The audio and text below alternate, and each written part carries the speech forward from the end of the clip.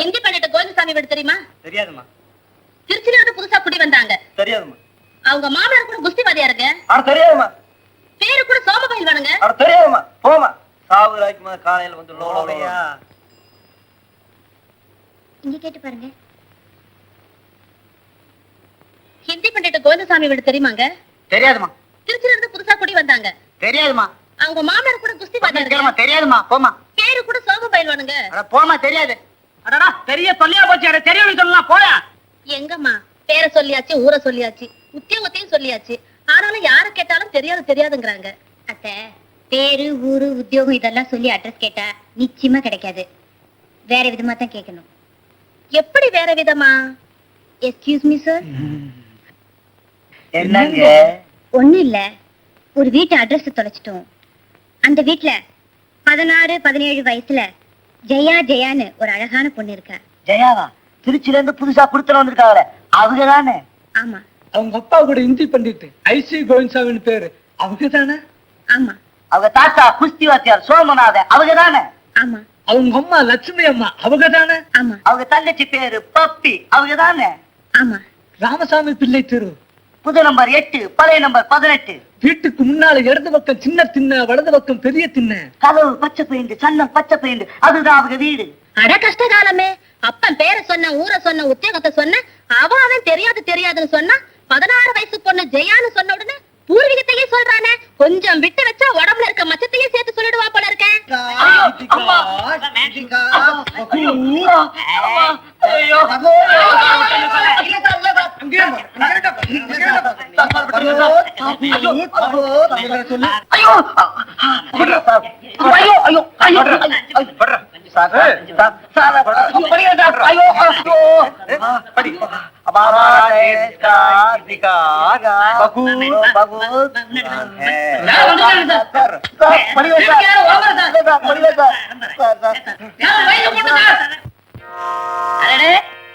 ஆமா ருக்மணியா? சௌக்கியமா? வீட்டுக்காரெல்லாம் சௌக்கியமா? என்ன மரகதம்? சவைக்கே இருக்கட்டே. இந்த பையன் என்ன தப்பு பண்ண நிந்தாடி அடிக்கிறீங்க? இது தொழில் வெட்டிய நீ ஒண்ணு கண்டுக்காத உள்ள போ. ஏமா யார் வந்திருக்கிறா பா? சௌக்கியமா கேட்டியா? உங்க கூட பேச மாட்டேன். அதான் நேர்லயே வந்து வாங்க. कला साहित्य கலா சாகித்யே मिलका है மில்கா ஹே. Good morning uncle. Good morning வாங்க வாங்க. சௌக்கியமா இருக்கீங்களா? ரொம்ப சௌக்கியம். இந்த ஊர்ல எப்படி இருக்கு? நல்லா இருக்கு. நல்லா அந்த காலேஜ் விட இந்த காலேஜ் பரவாயில்லை. ரொம்ப பிரமாதம். உள்ள போமா. हमारे ஏன் சார் देश का இவங்க इतिहास உங்க சொந்தக்காரங்களா சார்? திருச்சியில இருந்து வந்திருக்காங்களா?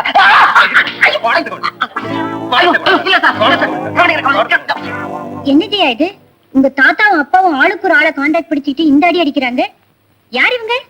ஒருத்தர் பேர் ராஜேந்திர, இன்னொருத்தர் பேர் வெங்கட். ஒருத்தர் ஹிந்தி கத்துக்க வந்திருக்காரு, இன்னொருத்தர் குஸ்தி கத்துக்க வந்திருக்காரு. இப்படி அடி வாங்குறதை விட சும்மா இருக்கலாம். யாருடைய ருக்மணியா? அட அடையாளமே தெரியலையே. என்ன பண்ண தடியா இருக்கியே?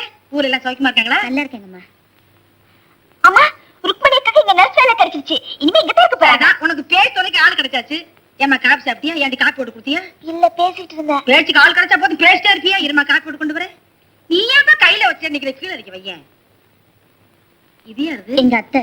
அலுப்பு. நல்லா தூங்கட்டும். இவங்க உங்க சொந்தக்காரங்களா? ஆமா, திருச்சியில வந்திருக்காங்க. பக்கத்து வீட்டு ருக்மிணி அக்கா. ருக்மணி அக்காங்களா? வணக்கங்க. நான் என் பேர் பழனிசாமி, ஏத்து வீட்டுல இருக்கிறேன். என்ன பத்தி சொன்னீங்களா? சொல்லல. அப்புறமா சொல்லுங்க. அப்புறமா சொல்லுவாங்க, கேட்டுக்கோங்க. நான் இந்த வீட்டுக்கு இதெல்லாம் நான் தான் வாங்கிட்டு வருவேன். எல்லா விதத்துலயும் நான் தான் உதவியா இருப்பேன். உட்காருங்க. பரவாயில்ல. சரி, நான் போயிட்டு வரேன். அப்புறமா வரேன். போயிட்டு வரேங்க. போயிட்டு வரேங்க. யாரடி இது புது கிராக்கி? அவர்தான் சொன்னாரே, பேர் பழனிசாமி, எதிர்த்த வீடுன்னு. பாவம், ஒண்ணுமே தெரியாது, ரொம்ப அப்பாவி. எங்க அம்மா என்ன வேலை சொன்னாலும் சரி சகிக்காம செய்வாரு. உங்க வீட்டுல எல்லாமே ஆச்சரியமா இருக்கு. என்ன ஆச்சரியம்? இல்ல, பழனிசாமி, வெங்கட், ராஜேந்திரன் இந்த 3 பசங்களோட வயசை பார்க்கும்போது அவங்க இந்த வீட்டுக்குள்ள வந்து இவ்வளவு கஷ்டப்படுறாங்கன்னா ஏதோ ஒரு உள்நோக்கம் இருக்கும்னு நினைக்கிறேன். உள்நோக்கமா? அப்படின்னா? நான் இங்க தானே இருக்க போறேன். இன்னும் 2-3 நாள்ல கரெக்டா சொல்லிடுறேன்.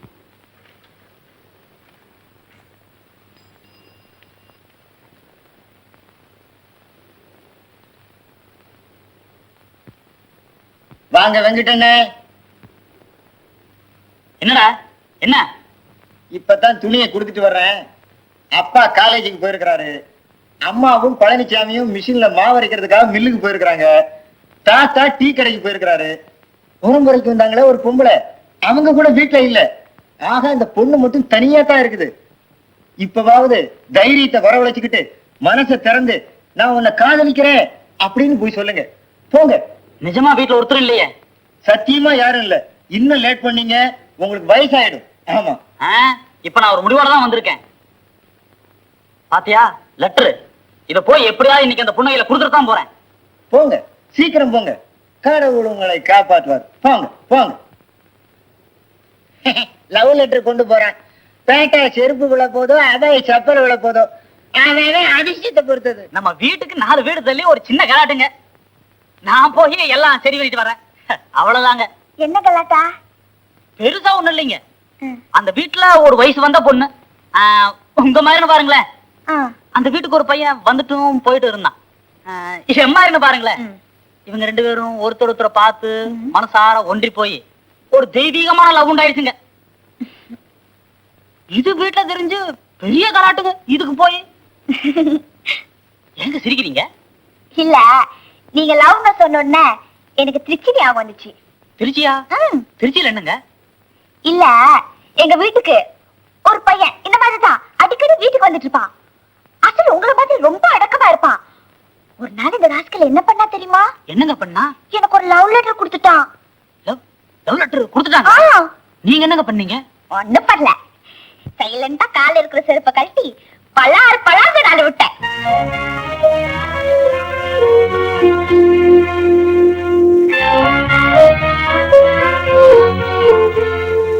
என்ன பேச மாட்டீங்க? நான் செஞ்சது கரெக்டானே?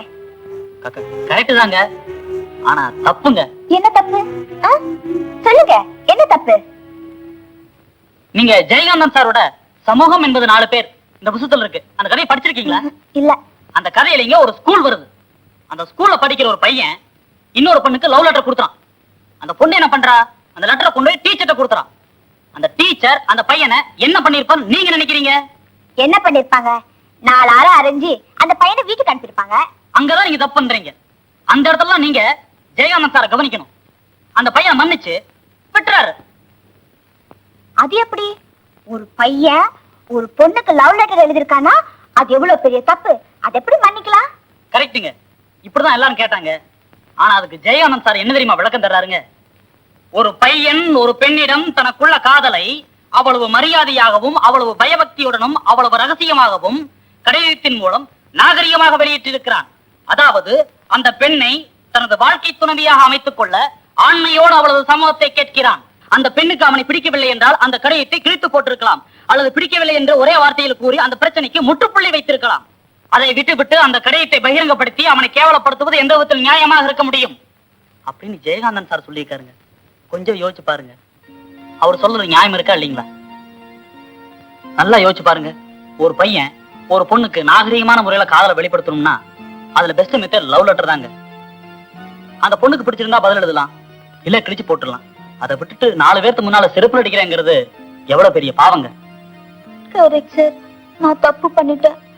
பாவம் அந்த பையன் 4 பேருக்கு முன்னால ரோட்ல வச்சு செருப்பால் அடிச்சு நினைச்சு பார்த்தா இப்பதான் எனக்கு அழுகையா வருது. பரவாயில்ல விடுங்க. இனிமேல யாராச்சும் மாதிரி லெட்டர் கொடுத்தா செருப்பால் அடிக்காதீங்க. சத்தியமா சொல்றேன், இனிமே யாரும் லவ் லெட்டர் கொடுத்தா நான் செருப்பால் அடிக்க மாட்டேன். அது போதுங்க. இந்தாங்க.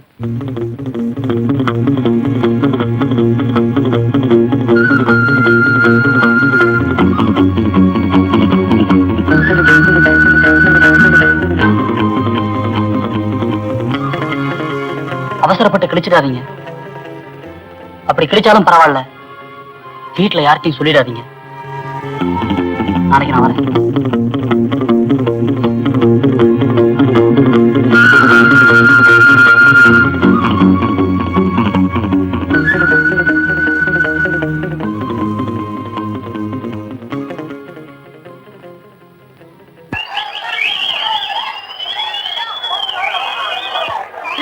இத்தனை நாள் வீட்டுக்கு வராரு, ஒரு நாள் கூட அவருக்கு பாட தெரியும்னு சொல்லவே இல்ல. காலேஜ் டே ஃபங்க்ஷன் நான் பாட போறேன், அவசியம் நீங்க வரணும்னு கூப்பிட்டப்போ எனக்கு ரொம்ப ஆச்சரியமா இருந்தது. அவர் பாடுறதுல ஆச்சரியம் இல்ல, என்ன பாட போறாருன்னு கவனி, அதுலதான் ஆச்சரியம் இருக்கு. சொல்லு. இல்ல, முதல் நாள் ஜெயகாந்த புஸ்தகம் மூலியமா லவ் லெட்டர் கொடுத்துட்டாரு. ரெண்டாவது ஸ்டேஜ்ல பாட்டு பாடுற சாக்குல ஐ லவ் யூன்னு சொல்லிட்டாரு. மூணாவது ஆள் எப்படி சொல்ல போறாருன்னு நினைச்சுக்கிட்டு இருந்தேன். நிச்சயமா நேருக்கு நேர் சொல்ற அளவுக்கு பழனிசாமிக்கு தைரியம் கிடையாது. ஏன்னா உங்க அம்மா கிட்ட அவருக்கு ரொம்ப பயமும் மரியாதையா இருக்கு. அதனால வேற ஏதாவது புதுவிதமா தான் சொல்லுவாரு.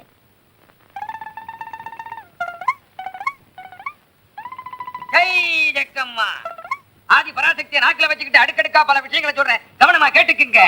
பழைய நம்பர் 18, புது நம்பர் 8. இந்த 8ஆம் நம்பர் வீட்டுக்கு ஒரு நல்ல விஷயம் சொல்லு ஜக்கம்மா. அதிகாலையில நான் சொல்றது அத்தனை அப்படி நடக்க போகுது, கவனமா கேட்டுக்குங்க. இந்த 8ஆம் நம்பர்ல ஜெயாங்கிற பாப்பா இருக்குது. அந்த பாப்பாவுக்கு கூடி சீக்கிரமே கல்யாண விஷயம் வரப்போகுது. ஜக்கம்மா சொல்றா, ஜக்கம்மா சொல்றா, ஜக்கம்மா சொல்றா. நாளை காலையில சூரிய உதயத்துல கடிகாரத்துல மணி 7 காட்டும் போது குளிச்சு முடிக்க வாச பக்கமா வந்து நிக்கணும். வாச பக்கமா வந்து நின்று தென்கிழக்கு திசையை பார்த்து திரும்பி நிக்கணும். அந்த தென்கிழக்கு திசையில இருந்தா பாப்பாவை கட்டிக்க போற மாப்பிள்ளை வரப்போறான். அந்த மாப்பிள்ளையோட அங்க அடையாளத்தை சொல்றேன், கவனமா கேட்டுக்க தாயி. மாப்பிள்ளை சிகப்பும் இல்ல கருப்பும் இல்ல ரெண்டுங்கிற அந்த மாநிறம் எல்லாம் கேட்டுக்க தாயி. மாப்பிள்ளை மாநிறம். மாப்பிள்ளை உனக்கு சொந்தம் இல்ல பந்தம் இல்ல, ஆனா பக்கத்துலதான் வீடு இருக்கு. கவனமா கேட்டுக்க தாயே, பக்கத்துலதான் வீடு இருக்கு. காலையில 7 மணிக்கு கண்ணெதிர வருவாரு. கண்ணெதிர வரும்போது கருப்பு சட்டை வெள்ளை பேண்டு போட்டிருப்பாரு. கவனமா கேட்டுக்க தாயே, கருப்பு சட்டை வெள்ளை பேண்டு. மறந்துடாதம்மா, கருப்பு சட்டை வெள்ளை பேண்டு. காலையில 7 மணி, காலையில 7 மணி கருப்பு சட்டை வெள்ளை பேண்டு. ஜக்கம்மா சொல்றா, நான் சொன்னா கண்டிப்பா நடக்கும் தாயே. வரட்டுமா? மறந்துடாத, கருப்பு சட்டை வெள்ளை பேண்டு. காலையில 7 மணி, காலையில 7 மணி கருப்பு சட்டை வெள்ளை பேண்டு. ஜக்கம்மா சொல்றா, ஜக்கம்மா சொல்றா. ஜெய் ஜக்கம்மா.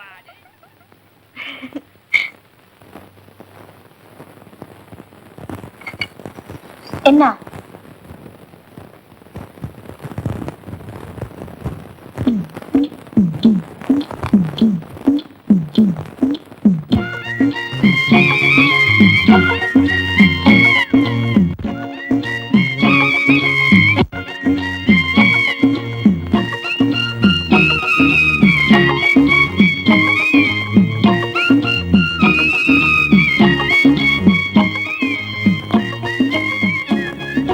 என்றா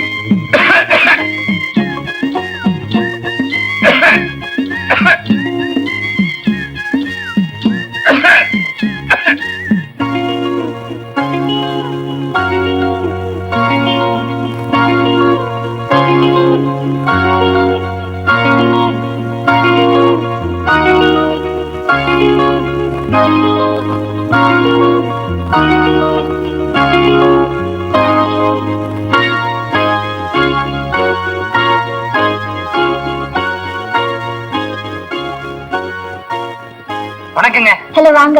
மணி கரெக்டா 7 ஆச்சு. இந்நேரத்துக்கு எவ்வளவு சூரிய வெளிச்சம் பாத்தீங்களா? என்ன வீதியவே வேடிக்கை பார்த்துட்டு இருக்கீங்க? ராத்திரி ஒரு விஷயம் நடந்தது, அதான். என்ன விஷயம்? ஒரு குடுகுடுப்புக்காரன் எங்க வீட்டு வாசல்ல காலையில 5 மணிக்கு நின்னு ஒரு விஷயம் சொன்னான். குருவுக்காரனா?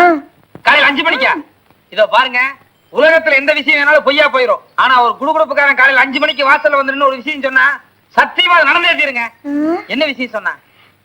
அதாவது காலையில 7 மணிக்கு நான் என் வீட்டு வாசல்ல வந்து நிக்கணுமா, அந்த நேரத்துல என்ன கட்டிக்க போறவர் வருவாரா. ஓஹோ, ரொம்ப சந்தோஷங்க. அவர் எப்படி இருப்பாருன்னு அடையாளம் சொல்லி இருப்பானே, அதாவது என்ன பேண்ட் என்ன ஷர்ட்னு சொன்னாரே. வெள்ளை ஷர்ட் கருப்பு பேண்ட். வெள்ளை ஷர்ட் கருப்பு பேண்ட்டுங்களா? இல்ல இல்ல, கருப்பு ஷர்ட் வெள்ளை பேண்ட். அது எப்படி உங்களுக்கு தெரியும்? அது வந்து கருப்பு ஷர்ட் வெள்ளை பேண்ட் தான் எல்லாரும் வழக்கமா. நான் கூட பாத்தீங்களா இப்ப கருப்பு ஷர்ட் வெள்ளை பேண்ட். இல்ல இல்ல, எனக்கு நல்லா தெரியும். வெள்ளை ஷர்ட் கருப்பு பேண்ட் தான்.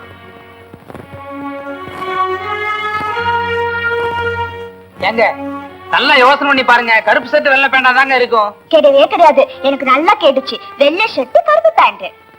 வெள்ளை ஷர்ட்டை விட கருப்பு சட்டு தான் கரெக்டா இருக்கும். ஐயோ ஐயோ அங்க பாருங்க, வெள்ளை ஷர்ட் கருப்பு பேண்ட். மணி வேற கரெக்டா 7 அடிக்குது. அவர் தாங்க என் மாப்பிள்ள. சட்டு கலரை மாத்தி சொல்லி இப்ப கதையை மாறிட்டு போல இருக்க. Excuse me, Mister IC Govindasamy Hindi pandit வீடு தானே? ஆமா, எங்க அப்பா. அவர் இப்ப வீட்டுல இருக்காரா? இல்ல, வெளிய போயிருக்காரு. எப்போ வருவாரு? அவர் சாயங்காலம் வருவாரு. எத்தனை மணிக்கு வருவாரு? அவர் 6 மணிக்கு வருவாரு. சரி, வந்தாருன்னா mister Suri Babu arts college professor வந்தாருன்னு சொல்லுங்க. ஏதாவது விஷயம் தான் சொல்லுங்க, நான் எங்க அப்பா கிட்ட சொல்லிடுறேன்.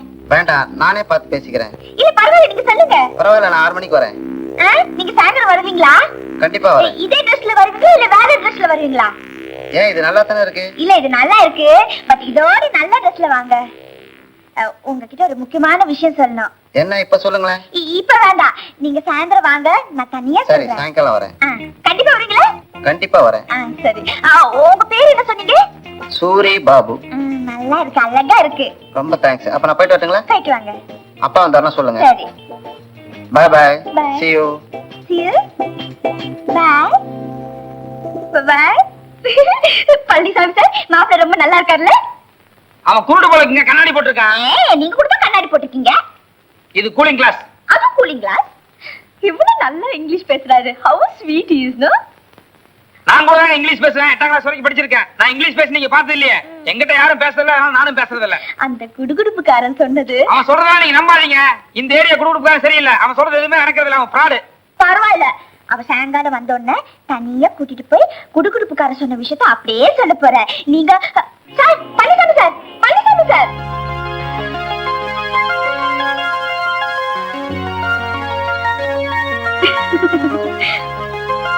பாவம், ரொம்ப கோச்சிட்டார் போல இருக்கு.